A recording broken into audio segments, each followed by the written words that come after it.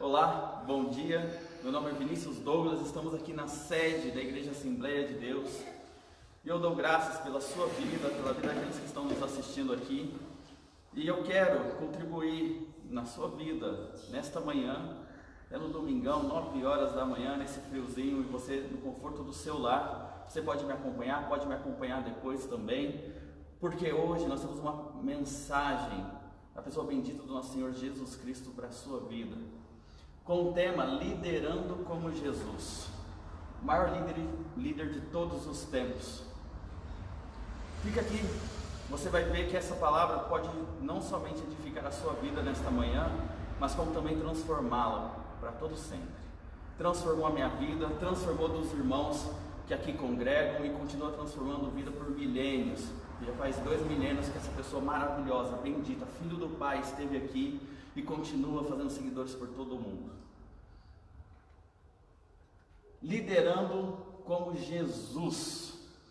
Olha que mensagem maravilhosa, em João 14, versículo 12 a 14, diz assim: digo-lhes a verdade, aquele que crê em mim fará também as obras que tenho realizado, fará coisas ainda maiores do que estas, porque eu estou indo para o Pai.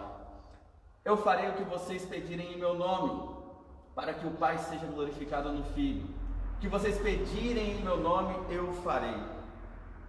Estamos aqui acompanhados pelo pastor Edson, pelo irmão Antônio, pela irmã. Todos aqui estamos organizados, distanciados. Eles estão dando suporte a essa live também. Eu agradeço a presença de todos, a liderança da igreja que concede essa rica oportunidade também. Mas vem aqui, olha só o que Jesus está falando para mim e para você, que tudo o que Ele fez, nós poderíamos fazer coisas maiores ainda do que Ele fez.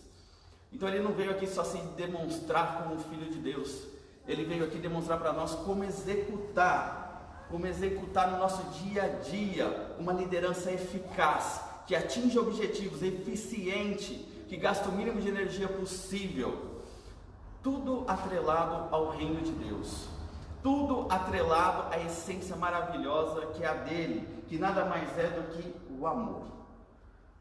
Um dos principais alicerces que Jesus a todo momento aponta na sua trajetória, nos 3 anos de ministério, é o amor. Ele mostrou como fazer o amor de N formas diferentes. Ele traz uma liderança exemplar. Essa liderança, a ciência, os estudiosos, o mundo acadêmico escreve livros e livros falando sobre liderança, autoajuda, conhecimentos. Mas eu andei percorrendo por alguns desses estudos para trazer esse para você. E eu sempre acabo na mensagem principal de Jesus, que é a simplicidade. Nós muitas vezes nos perdemos no meio da jornada. Nós muitas vezes somos corrompidos pela pressa e velocidade da evolução deste mundo. E o que acontece? Nós perdemos a essência, nós perdemos o foco, a liderança que nós temos da pessoa do Senhor Jesus, a qual nós devemos replicá-la. É isso que Ele ensinou o tempo todo. Mas olha só, Ele como líder, Ele teve a vocação suprema, liderança exemplar, ministério eficaz, o legado mais duradouro de todos os líderes que passou por esta terra. Há registro de liderança de milênios, mas nenhuma é tão duradoura, nenhuma transcendeu gerações como a de Jesus transcende e sempre vai transcender, porque realmente o Filho de Deus esteve no meio de nós. 1/3 da população mundial hoje é cristã. Estamos falando de um pouco mais de 2 bilhões de pessoas que nunca o viram fisicamente, porque Ele morreu há 2000 anos, mas acreditam, seguem, ainda vivenciam e experienciam a sua graça, a sua glória, que ainda vive e viverá por todo sempre. Falando um pouco de liderança, para você ser líder, o que você precisa? O que você precisa na liderança? Você precisa de nada mais, nada menos de ter um conhecimento para que você possa passar para frente, um conhecimento ao qual você possa liderar pessoas.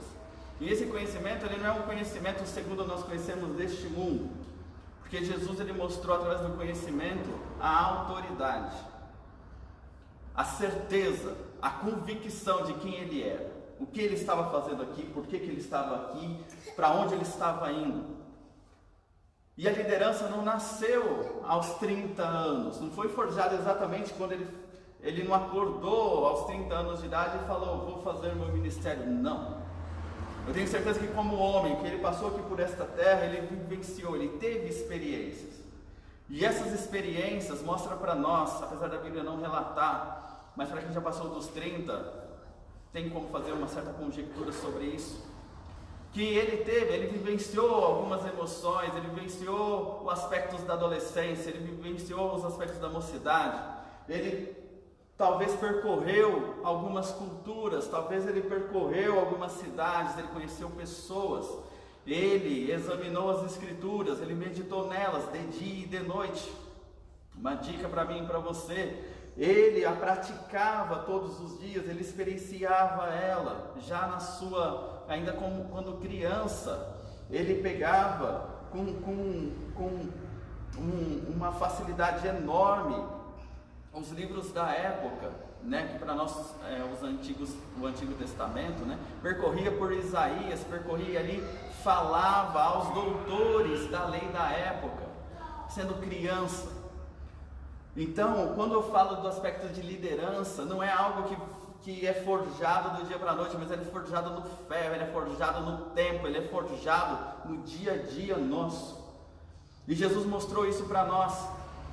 E o marco inicial para você liderar a sua vida, liderar uma empresa, liderar uma casa, nós já sabemos que o pilar principal é o amor. Nós vamos falar um pouco mais sobre isso, mas eu quero evidenciar que a primeira fase da vida de Jesus, ela foi crucial para a liderança dele também, dos 3 anos de ministério que ele teve. Então, fica para nós a informação de que é importante você não menosprezar o dia a dia. A liderança, ela precisa estar no seu cotidiano, você precisa desenvolver ela, você precisa aplicar ela, você precisa vivenciar ela, experienciar ela. Por quê? Porque isso fará com que você fique mais forte, fique mais maduro. Como o apóstolo Paulo diz, você passa das bebidas fracas, né? Passa do leitinho para bebidas fortes. Você aguenta um conhecimento vindo do alto, você aguenta lidar com situações com que te submete aí a desafios e passa por elas. E o marco, que eu acho isso fantástico na história, é que sim, Jesus teve um chamado aos 30 anos de idade, e o chamado foi, vá para o deserto. Quantas vezes eu e você não passamos para o deserto? Quantas vezes eu e você não somos chamados para o deserto? Isso na minha vida e na sua vida hoje, são os desafios que nós passamos, os problemas, são as situações do nosso dia a dia que nos levam aos extremos, ao extremo das nossas emoções, ao extremo das nossas finanças, ao extremo da escassez. Tempos difíceis esses que nós estamos vivenciando, mas é um tempo difícil que está mostrando para mim e para você que nós precisamos de uma liderança eficiente, uma liderança eficaz, principalmente de nós mesmos. Estamos sendo levados forçadamente ao deserto, e quando eu e você somos levados ao deserto, não é por 1, 2, 3 dias, no caso de Jesus foi 40 dias e 40 noites. E antes dele iniciar o ministério, antes de ele poder se manifestar como Filho de Deus, ele foi no deserto para ser provado. O capítulo 1 de Tiago é fantástico, porque ele fala sobre provação e aprovação. E Jesus passou exatamente por isso, para ele ser provado. Ele precisou, não foi uma noite no deserto. O deserto, a característica principal do deserto, uma das, é a escassez de alimento. Outra característica do deserto é que de dia tem altíssimas temperaturas, passando de 40 graus Celsius. E à noite a temperatura pode chegar à temperatura negativa. Ou seja, ele foi submetido à exaustão física, psicológica por conta da solidão, do isolamento. Porque quando nós somos submetidos ao deserto de N formas, e a experiência que nós estamos passando por essa quarentena, esse isolamento, distanciamento social, nós percebemos que nós começamos a ter um sentimento de vazio. Nós começamos a perceber que nós temos um sentimento de que está faltando algo. E aí nós queremos buscar isso fora. Nós queremos buscar isso em encontros sociais, nós queremos buscar isso em reuniões na igreja, nós queremos buscar isso trabalhando, mas só que na realidade é um momento de você perceber que o que está realmente faltando é a liderança de si mesmo. Está faltando você entender, está faltando você aperfeiçoar as suas emoções, os seus sentimentos, encarar e resolver situações que você deixou para trás. Encarar que você é o líder da sua casa, é o líder da sua vida, é você que precisa projetar, é você que precisa olhar para o alto e falar: Senhor, eis-me aqui, o que eu preciso, qual é a orientação para eu fazer o que é segundo a tua vontade. E esse é um ótimo momento para eu e você refletir sobre isso. Eu tenho examinado, é um momento de introspecção, olhar para dentro. É um momento em que você pode ter a oportunidade de vivenciar a pessoa bendita do Espírito Santo de Deus, aquele que o Jesus subiu, mas ele falou: fiquem calmos, porque virá outro no meu lugar. E este é conhecido também como Consolador das vossas almas. E a alma é um ótimo lugar onde nossos sentimentos, habitam. E se tem algo que é desafiador, é lidar com eles.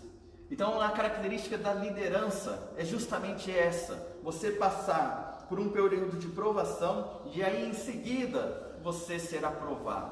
E Jesus passou por isso e foi aprovado.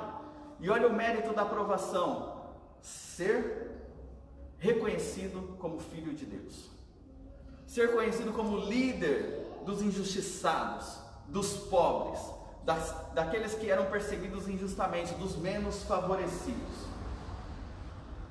Naquela época em que Jesus vivia, o mundo não tinha bilhões de pessoas. O mundo não tinha agência de marketing. O mundo não tinha televisão, não tinha rádio. O mundo tinha isso aqui, a voz. Tinha isso aqui em coração, a determinação. E Jesus simplesmente com isso, com a convicção, com a autoridade, ele falou que a mesma autoridade está dentro de mim e de você.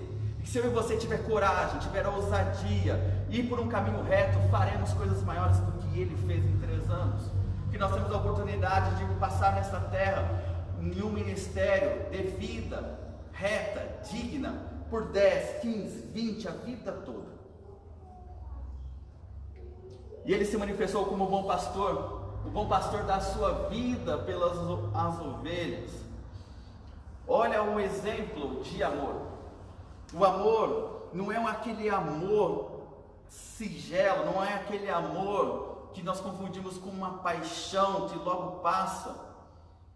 É a essência dele que é o amor. E essa semana eu tive uma experiência e eu pude experimentar um pouco desse amor. Eu fui submetido a uma situação em que uma pessoa pegou e disse para mim: você ficará sem os seus filhos. Você pode ser roubado, eles podem ser roubados, eles podem ser mortos, você pode morrer, porque você fala disso como seria eterno. Porque você fala sobre amor dos seus filhos como se fosse algo que duraria para sempre. Eu pude ter a experiência como pai. Tenho um casal de filhos maravilhosos, um de 9 e uma de 5 anos. Quando essa pessoa me submeteu a essa reflexão, eu sou uma pessoa colérica, sanguínea, as minhas emoções, ela vai de 0 a 100 em poucos segundos. Junto com essas emoções, em poucos segundos, foi a certeza e a convicção de que nada, absolutamente nada neste mundo me separará do amor dos meus filhos. A vida, ela subsiste após a falência deste corpo. A vida, ela transcende. E eu tenho certeza que o amor que eu sinto pelos meus filhos, e naquele momento, dotado de uma convicção tamanha que eu nunca senti, onde lágrimas escorriam pelos meus olhos, eu falava com uma determinação que a pessoa ficou sem palavras. Se eu for primeiro, ou se elas for primeiro, a pessoa que ficar sempre vai ver que mesmo na minha ausência física, o amor demonstrado, ele vai ser eterno. Isso eu consegui demonstrar para uma pessoa simplesmente falando do amor de pai para filho. E Jesus veio na terra, personificou-se aqui como homem, amando a humanidade toda e todas as gerações futuras, passadas, demonstrando o que é isso de forma universal. Olha que maravilhoso.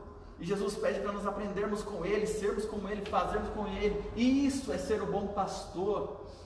Isso é dar sua vida pelas ovelhas. Faço um parênteses aqui. A imagem é meramente ilustrativa. Toda semelhança com atores de Hollywood é mera coincidência. A gente não tem imagem de Jesus e todo mundo desenha Jesus como se fosse um personagem de Hollywood, mas que seja branco, de olhos azuis e por aí vai. Mas eu quero ilustrar Jesus como o príncipe dos relacionamentos. Se você ler os evangelhos, ler a escritura, você vai ver e entender que Jesus em nenhum momento falou não. Ele abraçava, ele acolhia, e Jesus ele cansava. Se você examinar a escritura, você vai ver que ele chegava à exaustão por vários momentos. Havia um momento que ele queria se recuar para descansar, e as pessoas ainda continuavam indo até ele, e ele continuava as recebendo. Ele acolhia as pessoas, e as pessoas se sentiam amadas, se sentiam acolhidas, seguras. Ele conseguia, através do exemplo dele, ser um exemplo de motivação, de segurança. Ele deixava elas entusiasmadas. 10 minutos antes de eu começar essa gravação, eu fiquei correndo ali fora por 2 minutos, para esquentar o sangue, para elevar a estima, o entusiasmo, para aquecer as cordas vocais com algumas falas. Isso é um mero aquecimento de postura, para que a live ocorra de forma bacana. Mas só que Jesus fazia isso todos os dias, a todos os momentos, e ele conseguia que isso fosse intrínseco nele, fosse natural nele. Ele estava bem de manhã, ele estava bem à tarde, ele estava bem à noite, mas só que ele passava por desafios também, que deixava ele pensativo de manhã, deixava ele pensativo à tarde, deixava ele pensativo à noite. Ele recorria aos braços do Pai nas madrugadas, para recarregar a energia, para recarregar, para reescrever o projeto, para ver se não estava faltando nada, junto com o Pai. Ele tinha uma intimidade, ele sabia o limite dele como homem, mas ele sabia a história dele também como Deus. E isso é maravilhoso, e ele permite a gente entender e navegar por isso de uma forma maravilhosa. E ele trabalhava com todas as pessoas na horizontal e não na vertical. Hoje são pirâmides de hierarquia. Primeiro é fulano de tal, depois fulano de tal, depois ciclano de tal. Jesus, ele se diminuía para estar com todos. Ele se colocava numa posição onde todos podiam alcançá-lo. Agora fala para mim, por que o Senhor diz? Porque o outro, não pode ter acesso a mim e você para ter uma conversa sincera. Por que nossos filhos não podem falar da explosão de sentimentos ou de hormônios que deixa eles frustrados, deixa eles perdidos? Por que as pessoas não podem mais se abrir com as outras, com medo de fofocas, com medo de você pegar e comprometer e humilhá-las? Por que isso está escasso? As pessoas tinham plena liberdade de chegar a uma pessoa e essa pessoa falou assim, que é para mim e para você ser assim. Então por que não? Um dos aspectos, os acadêmicos já chegaram nisso. Não tem como você ter uma liderança eficaz se você não ter inteligência emocional. Não tem como você liderar pessoas se você não atingir o coração delas, se você não ouvir o âmago delas, se você não entender, interpretar o sentimento delas.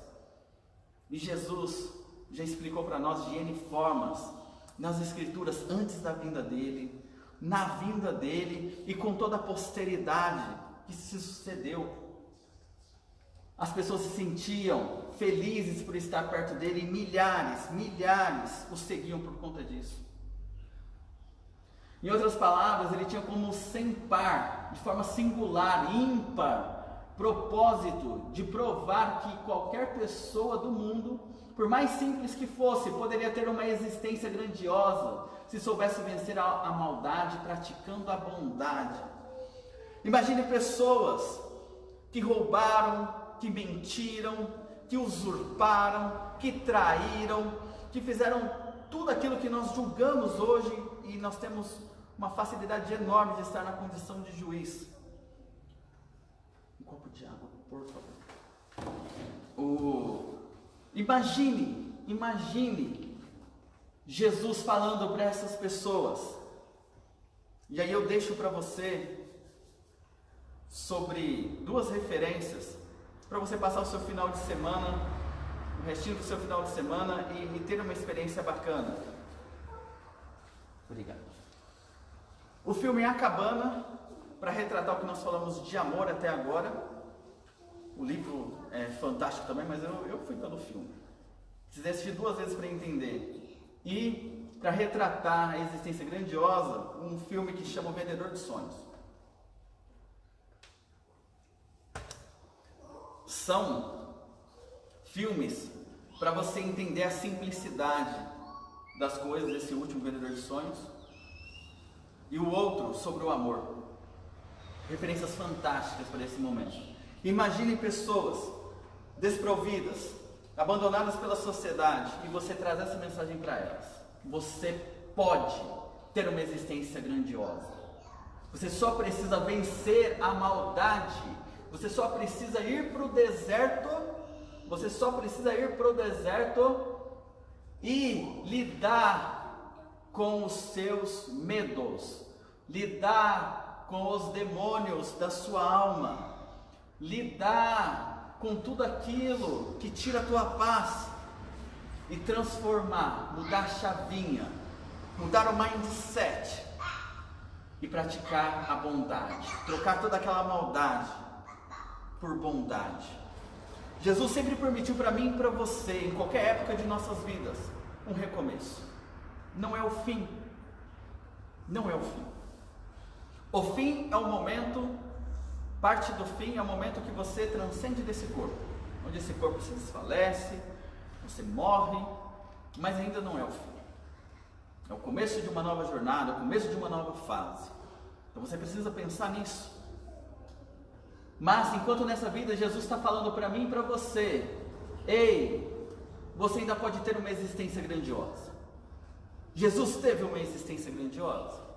Você acha que Jesus teve uma existência grandiosa? Se você acredita que Jesus teve uma existência grandiosa e sem uma foto, sem um autógrafo dele, sem nenhum objeto, nenhuma referência da casa exata dele, há especulações, sem nada, a ciência, sem vestígio nenhum, afirma hoje que Jesus esteve aqui nesta terra. Agora você acha que Jesus teve ou não teve uma existência grandiosa? E ele está falando para mim e para você que essa existência grandiosa é possível ainda, nos dias de hoje, ser resgatada através da bondade, do amor, através de praticar os atos que Jesus praticou. Basta nós examinarmos. Ninguém tem maior amor do que aquele que dá a sua vida pelos seus amigos. Olha o que o Evangelho relata, que coisa maravilhosa. Nós pensamos muitas vezes que o amor de Deus não tem nada a ver com o amor que nós sentimos. Mas só que eu quero que você volta comigo lá na criação, quando houve a criação do homem e em seguida da mulher. Não teve aquela afirmação que nós fomos criados à imagem e semelhança de Deus? Se lá está narrado, e eu tenho plena convicção de que aquilo está lá para que nós usamos também nos dias de hoje, Eu tenho a plena convicção que essa imagem e semelhança de Deus está em nós através da essência dele. Nós denominamos isso como a parte espiritual.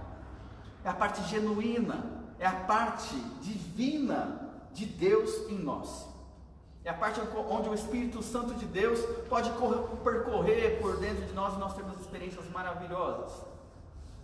E essa parte divina, ela vem da essência, do trono onde reina o amor. Então é esse mesmo amor que vem do trono, da personificação da grandiosidade de Deus, está dentro de mim e de você. Então sim, nós conseguimos extravasar em amor, e o extravasamento maior é você ter a convicção de que, se necessário, você dará a sua vida por seus amigos. Quem são os meus amigos e seus amigos? Todo aquele que merece ouvir do reino de Deus, todo aquele que merece receber as boas novas, todo aquele que merece começar de novo, todo aquele que merece perdão, é meu amigo, é seu amigo. Não é aquele que está próximo, não é aquele que é mais achegado, não é aquele que me dá presentes ou te dá presentes.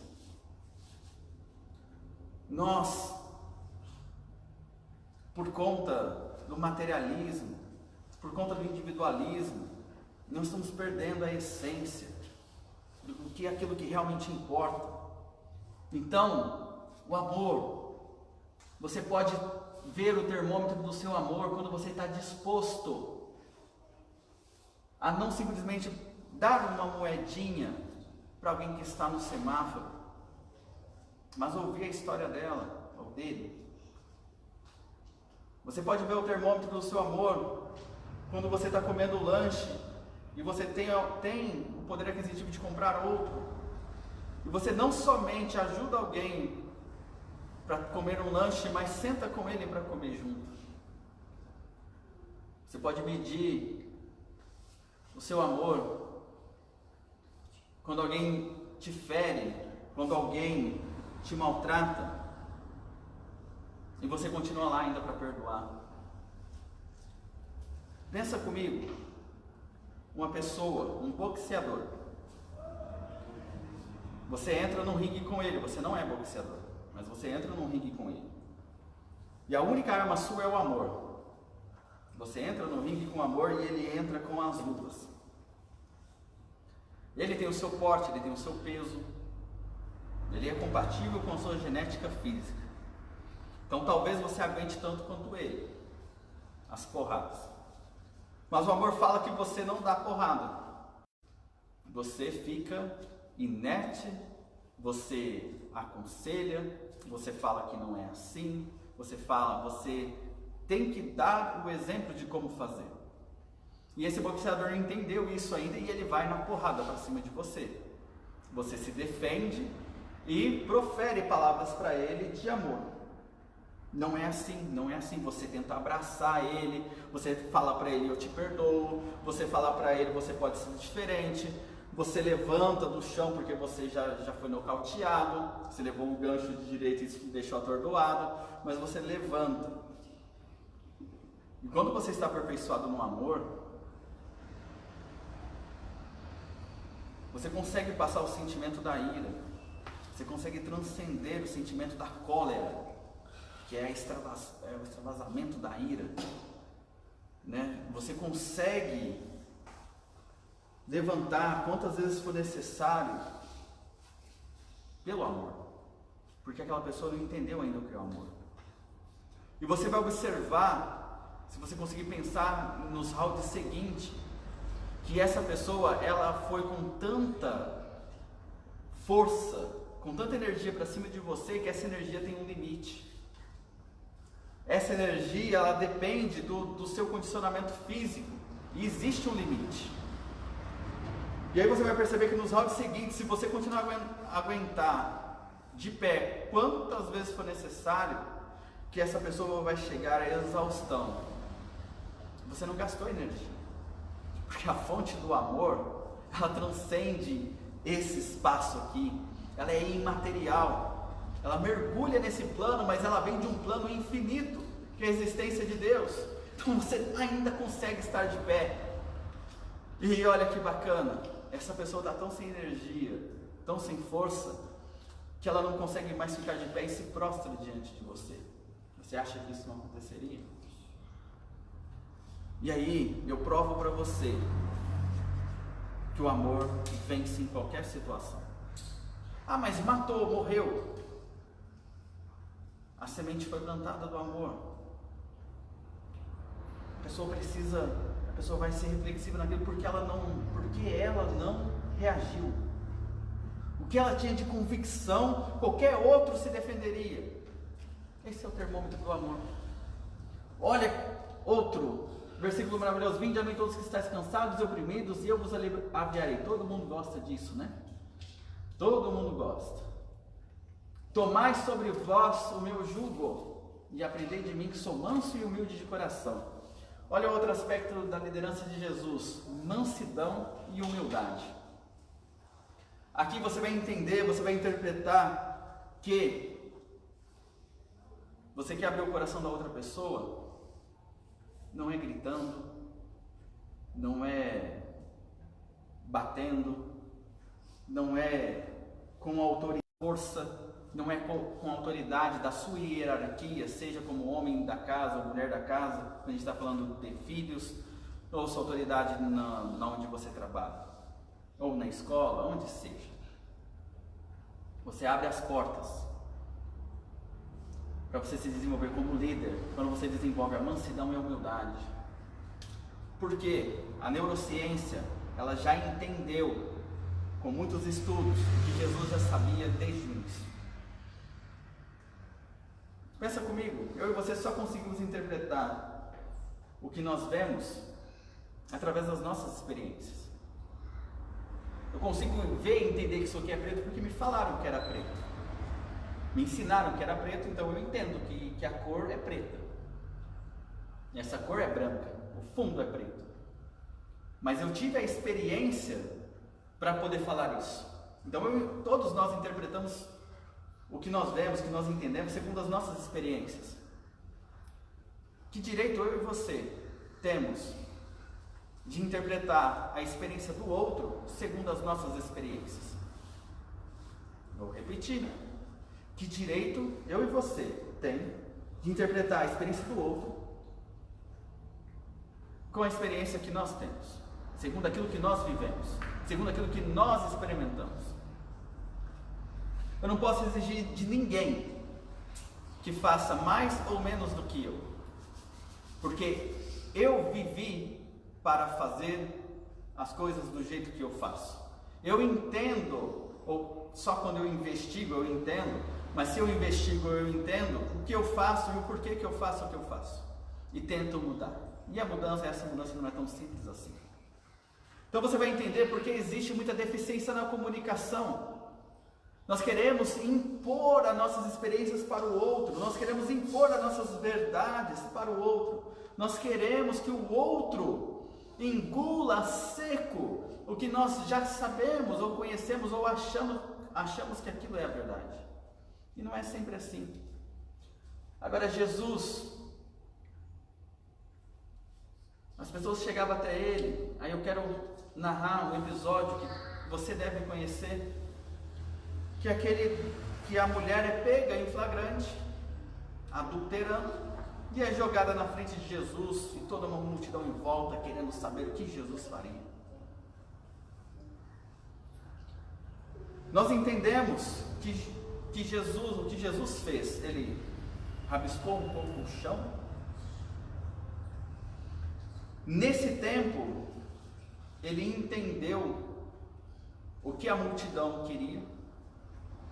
Nesse tempo, olha, ele trabalhou a empatia. Então ele entendeu o que se passava na multidão. A multidão estava segundo a lei. Pela lei, ela tem que ser apedrejada. Ele entendeu a posição da adúltera. Se ela me contar a história dela, eu tenho certeza que ela merece uma oportunidade de começar de novo. Independente se ela vai continuar casada ou não, se ela vai passar fome ou não. Eu quero dar a oportunidade dela começar de novo, porque ela pode ser melhor. Nesses poucos segundos, Jesus ele parou, ele saiu da essência dele e foi para a essência do outro. E ele entendeu também que a multidão, apesar de querer colocar a lei em prática, a multidão também ocultava as coisas e não tinha sido pego por elas ainda. Todos pecaram de alguma forma. E nenhum ali podia ter a posição de julgamento se também estava na mesma condição que ela, pecando. Então foi dada a oportunidade, atire a primeira pedra quem não tem nenhum pecado, quem nunca pecou.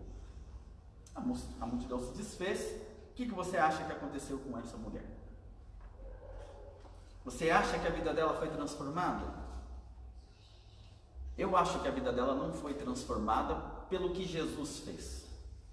Eu acho que a vida dela foi transformada pelo que ela deixou Jesus, a mensagem de Jesus fazer dentro dela.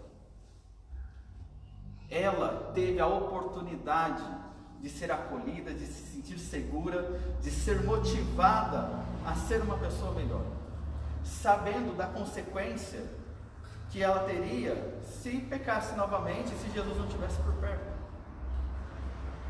E é isso, essa mansidão, essa humildade. Quantas vezes minha irmã me ligou ontem: Vinícius, andei com o seu carro com freio de mão puxado, saiu até fumaça. Já disse, os nervos aqui são a flor da pele. Me segurei, eu já tinha projetado que alguma coisa de ruim talvez poderia acontecer, então eu já estava esperando que alguma notícia talvez viria. Já está acostumado com outros tipos de carro.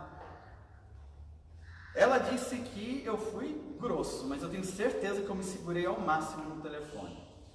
Eu tenho certeza que em outros momentos eu teria proferido algumas palavras más, mas eu tive certeza que eu estava na minha melhor performance. Eu me conheço. Eu não xinguei ela, falei: Leonara, é só freio, você gastou o freio, segunda-feira nós vamos arrumar o freio. Mas só que eu não falei com essa tranquilidade, não falei com essa mansidão. Por quê? Porque uma pessoa como eu tem que rabiscar no chão primeiro. Jesus ensinou isso e me ensina isso. E eu não rabisquei. Então aquela energia, aquela intempestividade, aquele turbilhão de emoções dentro de mim fluiu junto com a voz. Eu só falei para ela como resolver, mas a voz saiu aguda demais, a voz saiu agressiva demais, mesmo não tendo palavras agressivas. O que eu aprendo com isso? Preciso desenvolver ainda a mansidão e a humildade, de entender que eu preciso de mais tempo após uma notícia como essa, porque a outra pessoa não fez de propósito, ela não quis me prejudicar. Isso foi um acidente. A palavra acidente é justamente por isso. Acidente não é previsível, não é projetável. E Jesus a todo momento deixa: meu jugo é suave e meu fardo é leve. E quantas vezes nós nos submetemos a jugos e fardos pesadíssimos? Quantas vezes nós nos submetemos a situações que nos deixam sem tempo? E aí você quer falar mal do seu patrão, você quer falar mal da religião que você tem, você quer falar mal da sua família, porque sua família que te prejudica, sua família que te deixa refém. Mas e aquele negócio do livre-arbítrio, de ter a oportunidade de fazer a escolha? Você escolheu não ter tempo, você escolheu estar no meio de tantos problemas que não é seu na maioria das vezes. Você escolheu estar trabalhando, talvez numa empresa, talvez num lugar que te submete a desgostos, porque você tem medo de que é a última oportunidade que você tem de se dar bem financeiramente. Examine, porque o que Jesus nos ensina é leve, é suave. Se aí não está leve e suave, está errado. Você está com a liderança errada. Você e eu aprendemos errado. Por que não aprender com o mestre?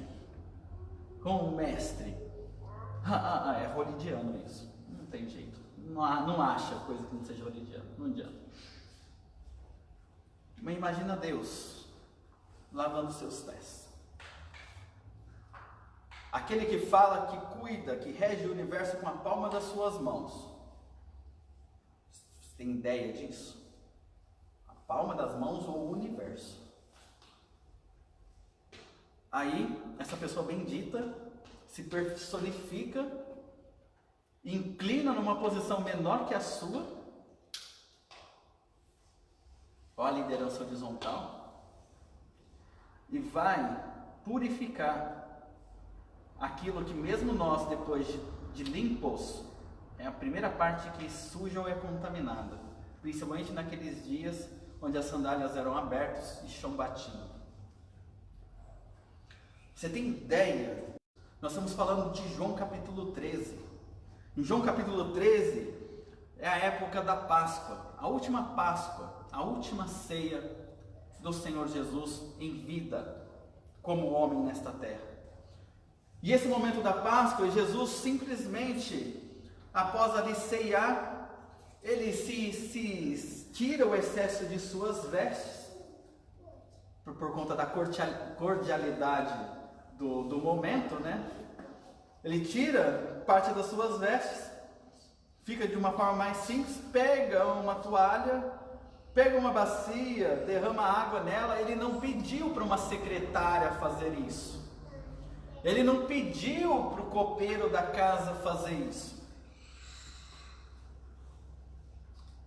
Você entende?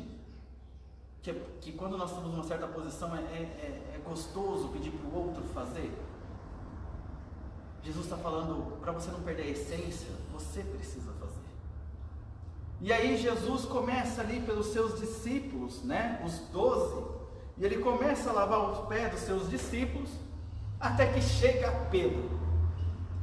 Pedro, se você não conhece Pedro, é uma pessoa fantástica que a Bíblia narra, porque ele é uma pessoa, assim como eu também tenho um temperamento, ele também tinha um temperamento sanguíneo, né? Colérico, a flor da pele. Ele sentia muito as coisas e expunha isso de uma forma muito ríspida.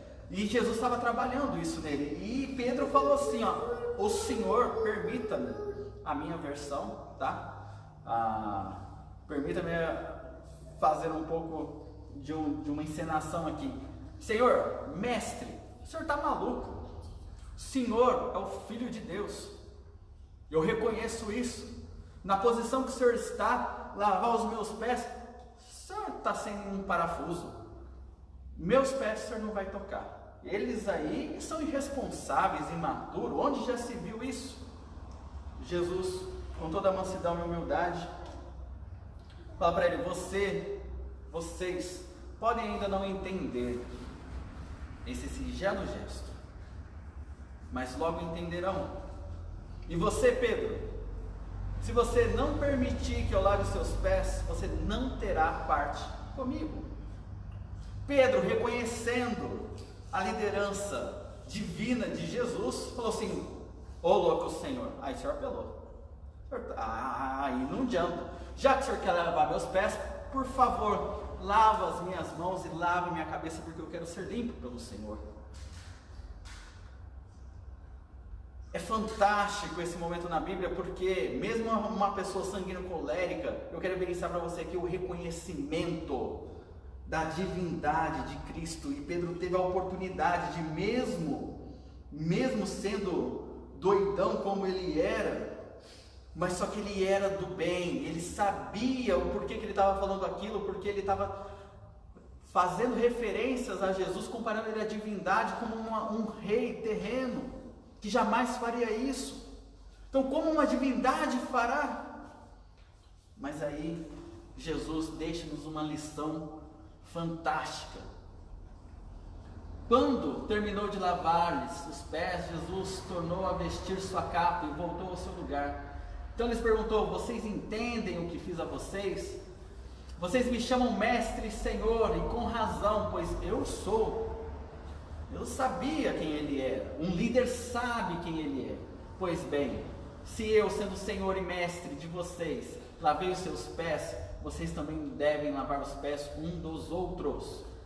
Eu dei o exemplo, ó, a liderança exemplar, para que vocês façam como lhe fiz. Ele não deixou um pedido, ele deixou uma ordem. Esse é o segredo da liderança exemplar. Esse é o segredo da liderança segundo o amor. Você faz primeiro. Digo verdadeiramente que nenhum escravo é maior do que o seu senhor, como também nenhum mensageiro é maior do que aquele que o enviou. Agora que vocês sabem essas coisas, felizes serão se as praticarem. Está angustiado? Você está depressivo? Você está se sentindo perdido, isolado, inquieto? Reflita nesse texto. Reflita o que você anda fazendo com as pessoas à sua volta, seus filhos, seus irmãos, seus pais, seus avós, seus subordinados, seus líderes. Reflita. A liderança, ela é horizontal, ela é por exemplo. E ó, isso é uma verdade universal, se você aplica ao que acontece. Feliz será quem praticar isso. Deixa que eu leio. Fica tranquilo, presta atenção em mim. Eu quero evidenciar para você que o mal, ele é uma personificação, sim, espiritual. Ele foi destituído da glória, ele foi arrebentado aqui na terra, ele tem uma legião de seguidores, que são outros anjos caídos. Mas, eu quero usar a própria Bíblia para te falar que muitas vezes nós pensamos que o problema é o diabo. Mas eu quero falar para você o que Jesus fez em relação a isso. Quero lembrar vocês lá em Lucas, capítulo 8, versículo 26 a 56, que fala do endemoniado de Gadareno. Depois você leia com calma. E quando Jesus viu, prostrou-se diante dele, exclamando, dizendo com alta voz: que tenho eu contigo, Jesus, Filho de Deus, do Deus Altíssimo? Peço-te que não me atormentes. Jesus estava passeando com a galera. Não estava passeando, estava fazendo missão. Mas estava lá com a galera e ele passou pela cidade de Gadara. E na cidade de Gadara existia um jovem dotado por espíritos malignos, que tinha uma força incrível, que tinha uma ferocidade enorme. Tanto é que esse jovem, ele vivia em cemitérios, em lugares isolados, distanciados da comunidade, porque era uma pessoa extremamente violenta. Jesus sabia que ele tinha que passar por lá, porque ele queria mostrar algo para mim, para você, como está acontecendo nesse exato momento. Jesus se depara com ele. E aí o que Jesus faz? Jesus quer libertar ele, mas só que ele estava convicto de que o problema daquele jovem era espiritual, não era mental, não era financeiro, não era social, era espiritual. E quando Jesus se depara com esse gadareno, aquelas entidades espirituais que ali estavam nele, reconhece a parte espiritual daquele homem que estava na frente deles como Filho de Deus, Filho do Deus Altíssimo. Jesus não fala assim para aquele gadareno: afasta-te de mim, maldito. Jesus não fala para aquele gadareno: diabo, Satanás, demônio, sendo que aquele gadareno estava possesso por essas entidades. Jesus não proferiu isso. Pelo contrário, ele foi reconhecido pela sua divindade. Quero fazer um paralelo agora com outro episódio que Jesus também experimentou. Lá em Mateus 16, Pedro fez uma grande confissão sobre Jesus. Tu és o Cristo, Filho do Deus vivo. Jesus o elogiou, dizendo: bem-aventurado és, Simão Bar-Jonas, porque não foi carne e sangue que te revelaram, mas meu Pai que está nos céus. Logo, depois Jesus falou sobre sua própria morte, e Pedro o repreendeu. A resposta de Jesus foi áspera: arreda, Satanás, Tu és para mim pedra de tropeço, porque não cogitas das coisas de Deus, e sim das coisas dos homens. Olha que interessante, Pedro não estava possesso por uma legião de demônios, ou sequer um demônio de Satanás. Ele não estava como aquele gadareno estava. E Jesus fez questão de chamar ele de Satanás. A tradução de Satanás é inimigo da nossa alma, adversário. Mas eu tive a oportunidade de refletir sobre esses dois textos e eu percebi algo incrível que eu quero compartilhar aqui com você. A parte espiritual, ela está sobre o jugo do Deus Altíssimo. Ela não pode fazer mais do que ela consegue fazer. Ela não consegue destruir ou enganar mais do que Deus permitiu ela o fazer. Então, para mim e para você, o problema não são os demônios. O problema não são as legiões. O problema não é Lúcifer que se transformou-se em Satanás, nosso adversário. O problema é quando nós temos posturas que vêm de nós mesmos, que aquilo que nós não superamos no deserto, aquilo que nós não enfrentamos no deserto, porque independente de diabo, independente de influência maligna ou demoníaca, a ira está aí dentro de você, a cólera está aí dentro de você, o egoísmo, o alter ego, a ganância, a altivez, está aí dentro de você. Tudo que é perverso, maligno no sentido de sentimento, está aí dentro de mim e de você. E o que eu quero dizer com isso? Que foi justamente isso que cada um de nós sentimos todos os dias, que faz com que é o mesmo, aliás, que o diabo, Lúcifer, sentiu quando ainda estava lá no céu. É o mesmo sentimento. E se sucumbiu. E aí, o julgamento eterno. O que eu quero dizer para você, que se o seu problema é espiritual, o Deus Altíssimo, Ele resolve fácil. Agora, se você está dando brecha para você ter atitudes no seu dia a dia, para ir contra as coisas de Deus e a favor das coisas dos homens. O que é ser a favor das coisas de Deus? O que é ser a favor das coisas dos homens? Vamos deixar isso claro. Ser a favor das coisas dos homens. O que os homens mais fazem nesta terra? Conquistar. Custe o que custar. Não interessa se vai custar vidas, famílias, se vai agredir a natureza, se vai fazer com que ocorra tempestades, tsunamis, não me interessa. Eu preciso conquistar, eu preciso extrair da terra, transformar em dinheiro, construir arranha-céus, ter empresas por todo o mundo, eu preciso dominar nações. Isto é estar segundo as coisas do homem. Você financiar isso, para, mas eu não faço isso, eu não tenho um escritório no arranha-céu, eu não tenho um carro de R$1 milhão, eu não viajo sempre, eu não sou assim. Mas será que você não está patrocinando isso com a sua mão de obra? Será que você não está patrocinando isso, perdendo o seu tempo a favor destes homens?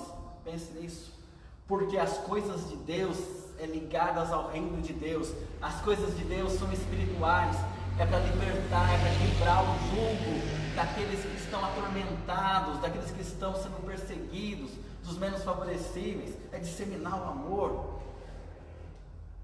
Tiago disse: infiéis, não compreendeis que a amizade do mundo é inimizade de Deus? Aquele, pois, que quiser ser amigo do mundo, constitui-se o inimigo de Deus. Quer mais claro do que isso? Olha as obras da carne, relatadas lá em Gálatas, capítulo 5. Imoralidade sexual, impureza, libertinagem. Eu estou te dando um termômetro para você ser um líder melhor, para você aproximar pessoas pelo motivo certo. Por quê? Porque contamina o seu corpo é o templo do Espírito. Você já fez jejum? Faz jejum. Eu tive a oportunidade, este ano ainda, de fazer alguns jejuns. E, por 3 dias, num jejum seguido, consegui discernir o que é fome por ansiedade e o que é fome por necessidade fisiológica. Um homem muito sábio já disse: o alimento do seu dia cabe na palma da sua mão. O alimento que você precisa para um dia cabe na palma da sua mão. E o churrascão ontem, hein? Mesmo na quarentena, foi quantas mãos? Por quê? Contamina o corpo, intoxica, te deixa lento, te deixa com os seus pensamentos, com o seu raciocínio, deixa com as conexões neurais suas retardadas. Isso que a indústria alimentícia está fazendo comigo, com você. E aí nós não temos lucidez. Se você não tem lucidez, você não consegue interpretar. Se você não consegue interpretar, você não consegue experimentar. Se você não consegue experimentar, você não consegue criar novas habilidades, novos hábitos. Se você não consegue ter novas habilidades, novos hábitos e praticá-los, você não muda de vida. É simples assim. Olha o ódio, discórdia, ciúmes, ira, egoísmo, dissensões, facções, inveja, embriaguez e orgias. Falta de moderação leva ao excesso e à humilhação. Coisas semelhantes e muito mais. Poderíamos passar aqui um tempão falando de tudo aquilo que contamina, que nos faz estar à parte deste amor, faz com que nós deixamos de ser líderes de nossas próprias vidas e daqueles que realmente importam, que é o nosso próximo, os nossos amigos, que muitas vezes nem ainda conhecemos. Quero passar brevemente por você, porque depois eu quero que você tenha a oportunidade de parar esse vídeo e fazer o seu. Essa é a roda da vida. Se você colocar notas baixas nas áreas da sua vida, você vai entender por que você tem uma vida medíocre. Você vai entender por que você está depressivo. Você vai entender por que sua vida não tem sentido. E eu quero colocar a pessoa de Jesus nessa roda da vida para você entender por que deu tão certo a liderança dele e a pessoa dele transcende todas essas gerações. Quero começar por aqui, na área pessoal. A saúde de Jesus e a disposição dele, que nota que eu daria? 10. Principalmente na parte ministerial. Desenvolvimento intelectual de Jesus, 10. Ele sempre foi pego de surpresa e ele sempre saiu ensinando. Equilíbrio emocional, nota para Jesus 10, porque mesmo lá no templo, quando ele saiu arrebentando tudo, ele estava equilibrado, porque ele sabia o que ele queria mostrar e ensinar naquele momento com aquela atitude. Realização e propósito, Jesus sabia o que ele queria realizar, o que ele tinha de propósito para a vida dele, nota 10. Recursos financeiros, Jesus era Judas, o seu tesoureiro, ele tinha tesoureiro, nota 10. Contribuição social, para Jesus, 10, milhares de pessoas o seguiam. Família, existe um versículo na Bíblia que fala o seguinte: se você deixar pai, mãe, tio, avô, deixar todo mundo por amor ao reino de Deus, você terá 100 vezes mais todas essa galera à sua volta. E era o que Jesus fazia. Ele deixou a sua família biológica para conquistar uma família universal, transcendendo culturas, transcendendo regionalidades, transcendendo a natureza biológica.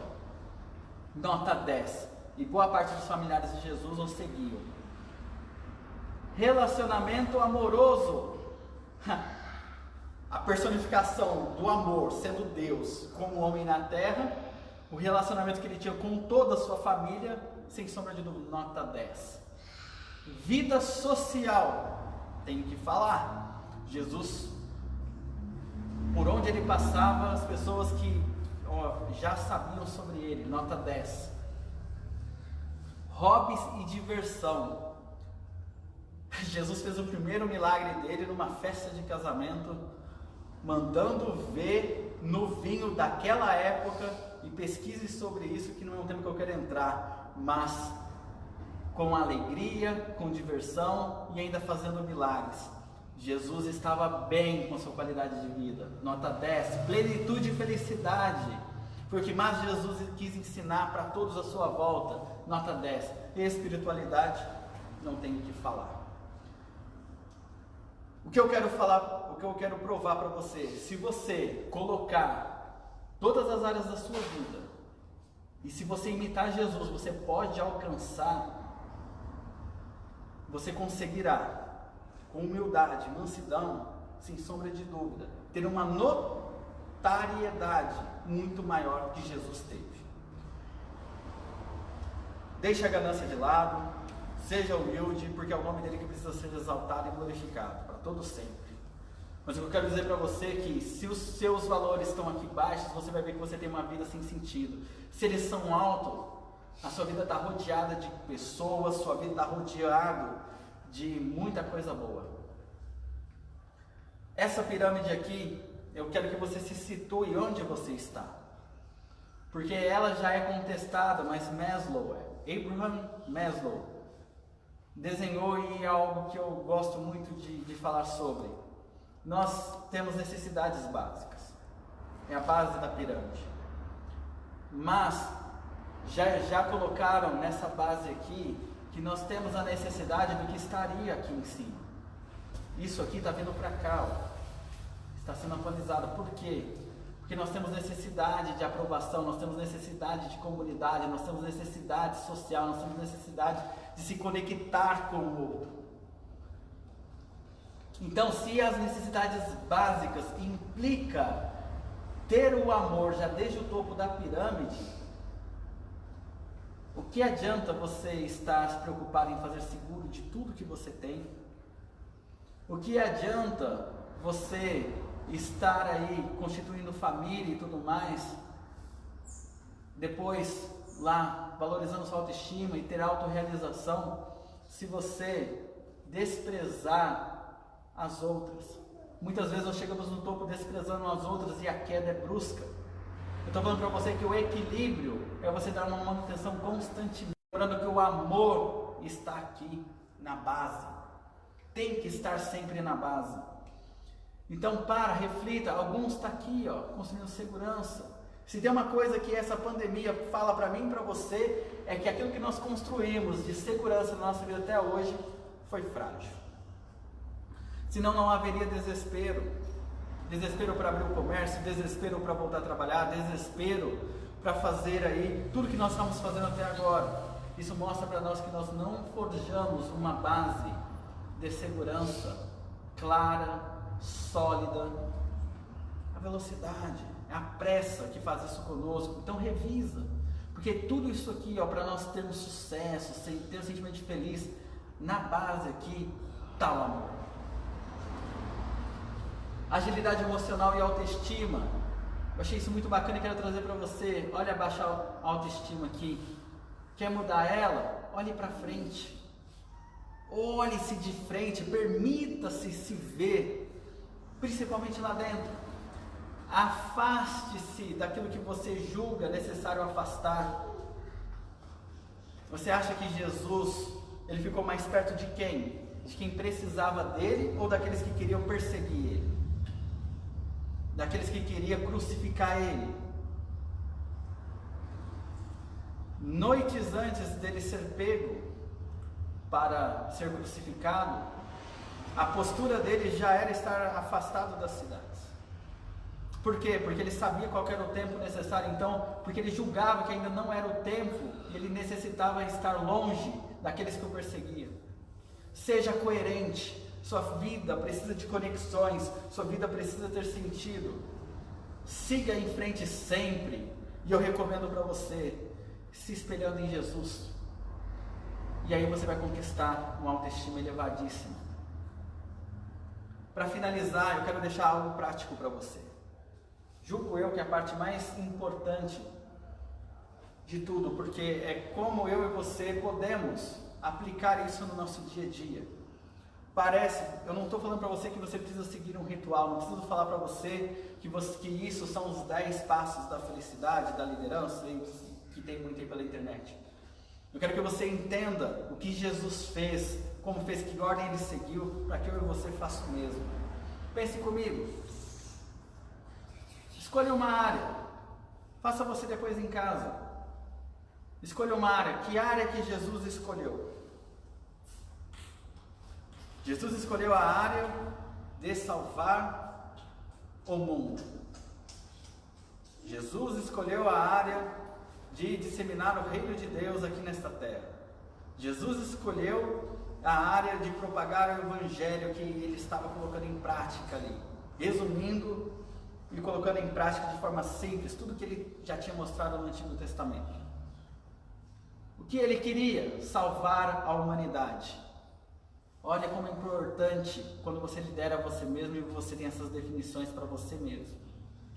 Ele queria salvar a humanidade.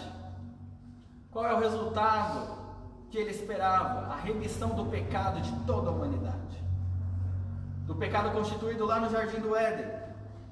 O resultado era que esse jugo fosse despedaçado, que o véu fosse rasgado e agora todos pudessem ter acesso a ele pela graça, pela misericórdia, pelo perdão. O que ele estava fazendo até iniciar o ministério dele? Se aperfeiçoando, aprendendo, tendo experiências com Deus, observando. Olha como é importante você saber onde você está. O que ele deveria fazer? Ir para o deserto, ser provado e em seguida aprovado. Quais ferramentas e habilidades são necessárias para o que ele quer? Amor, mansidão, paz, ser cheio do Espírito Santo de Deus. Como irei aplicar isso? Qual metodologia, qual mentoreação? Eu serei o exemplo. As pessoas só precisam fazer o que eu vou fazer. É simples assim, porque eu estarei com elas por 3 anos. O que falta? Quais são os riscos? Falta pessoas. Pessoas para entender, pessoas para compreender, pessoas para serem perdoadas, pessoas para ser salvas, pessoas para ser ressuscitadas. Quais são os riscos? Eu vou causar na minha geração, por toda a eternidade. Mas valerá a pena, porque pessoas serão salvas, mas eu acabarei morrendo por isso. Quais são as influências externas? O príncipe deste mundo virá atrás de mim, mas eu nada temerei, porque eu tenho as habilidades necessárias já intrínsecas em mim, porque desde a minha infância eu pratiquei a palavra do Pai de dia e de noite. Olha só. Escolha uma área da sua vida, faça isso para cada uma delas, para você elevar o patamar que você está, e você vai ver o tanto que a sua vida pode mudar. Continuando, defina um prazo. Eu vou começar quando? Jesus, em seguida de ser aprovado, eu iniciarei. 40 dias depois. Onde eu começarei? No deserto. Qual o tempo eu dedicarei? Todo o tempo que eu tiver. Trabalharei nisso 24 horas por dia, 7 dias por semana, 30 dias por mês, 365 dias por ano. Que frase de afirmação, que vai ser forte, que eu possa afirmar todos os dias: eu não estou a sós, o Pai está comigo. Qual é o primeiro passo que eu vou seguir? Olha a definição. Você não precisa começar lendo o livro inteiro, começa lendo o primeiro parágrafo. Você não precisa ler a Bíblia inteira, leia o primeiro versículo, depois leia o segundo. Você não precisa estar pastoreando uma igreja, pastoreie a sua família, seus familiares, pastoreie os necessitados aí afora. Você não precisa de começar no topo, sendo que no reino espiritual é horizontal. Então defina qual foi o primeiro passo de Jesus. Vou começar falando do reino. Vou lá no Rio Jordão com João Batista. Vou dar um oi lá para ele. Vou começar falando. Vou pegar uma jumentinha. Preciso de uma jumentinha. Olha só, vai fazer essas definições e veja os resultados, acompanhe, dê um feedback para você mesmo. Deu certo, se não deu, recomeça, reescreve, reanalisa e mensure se o resultado vai ser alcançado. Jesus alcançou ou não alcançou o resultado dele? Está alcançando você nesta manhã ou à noite, seja a hora que você estiver me vendo? Me alcançou? É hora de eu e você mudar o jeito de olhar as coisas. Eu vi isso no Instagram. Substitua o termo isolado por protegido. Fantástico. Substitua confinado por salvando o mundo. Substitua fim do mundo para um novo mundo. Substitua tragédia para mudança. Substitua problema por oportunidade. Medo por confiança. Solidão por autoconhecimento. Tédio por criatividade. É isso que Jesus faria hoje.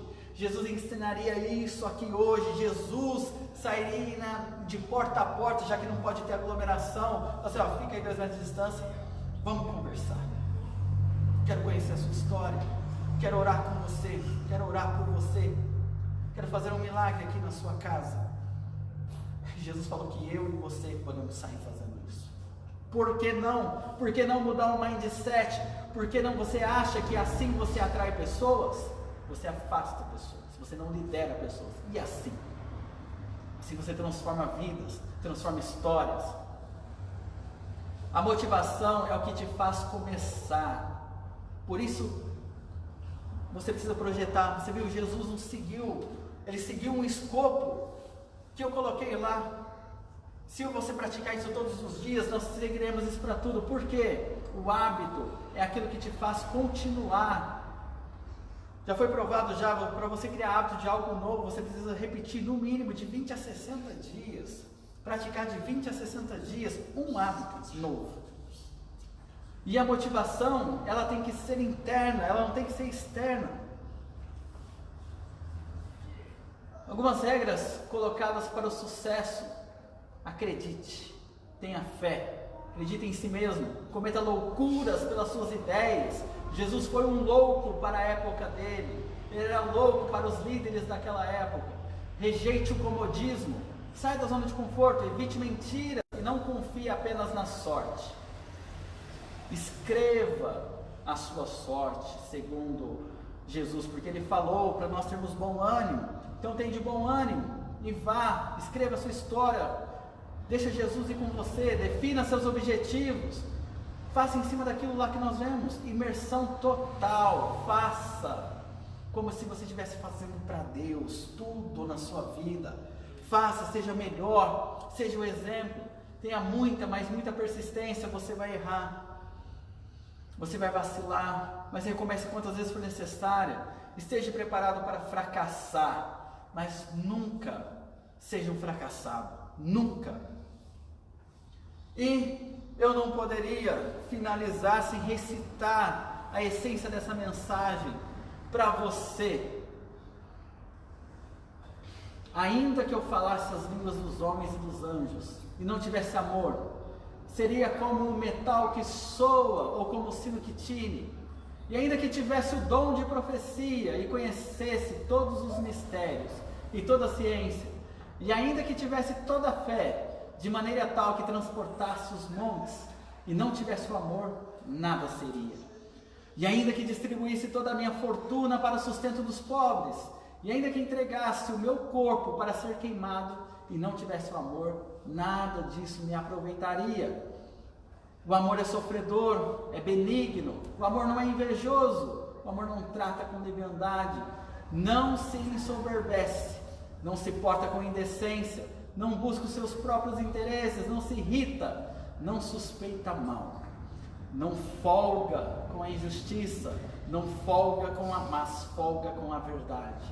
Tudo sofre, tudo crê, tudo espera, tudo suporta. O amor nunca falha, mas havendo profecias serão aniquiladas, havendo línguas cessarão, havendo ciência desaparecerá. Esse é o poder do amor. Esse é a mensagem de Jesus. Essa é a essência da liderança eficaz para a minha vida e para a sua vida em tempos de crise, em qualquer tempo. Vá com a base no amor, volte, preencha lá a roda da vida, faça a sua meta de definição de propósito e você verá que você transformará a sua vida, porque Jesus estará no barco com você. Até a próxima, meus queridos. Deus abençoe vocês.